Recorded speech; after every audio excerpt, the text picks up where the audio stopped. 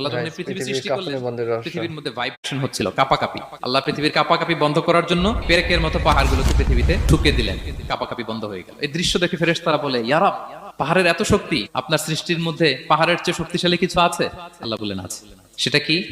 আল্লাহ বললেন সেটা লোহা, কারণ লোহা দিয়ে পাহাড় কাটা যায়, ঠিক কিনা? লোহার কথা শুনে ফেরেশতারা অবাক। ফেরেশতারা প্রশ্ন, তাহলে আপনার সৃষ্টির মধ্যে লোহার চেয়ে শক্তিশালী কিছু আছে? আল্লাহ বললেন আছে। কি সেটা? আন্নার, আগুন। কারণ আগুন লোহাকে কি করে? গলিয়ে ফেলে। ফেরেশতারা শুধু অবাকই হচ্ছে। ফেরেশতারা বলে, আগুনের চেয়ে শক্তিশালী কিছু আছে? আল্লাহ বলে আছে, আলমা, পানি।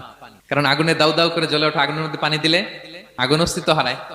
ফেরেশতারা শুধু অবাকই হচ্ছে। তারা বলে, তাহলে পানির চেয়ে শক্তিশালী কিছু আছে? আল্লাহ বলেন আছে, রিহ, বাতাস। কারণ বাতাস পানিকে একদিক থেকে আরেক দিকে নিয়ে যায়। জলের মধ্যে বায়ুর উচ্ছ্বাস লাগলে জলোচ্ছ্বাস তৈরি হয়, ঠিক কি না? ফেরেশতারা আবার অবাক হয়ে বলে, তাইলে বাতাসের চেয়ে শক্তিশালী কিছু আছে? আল্লাহ বললেন আছে। সেটা কি? বলতেছে বনি আদম, ওই মানুষ শক্তিশালী যে গোপনে দান করে।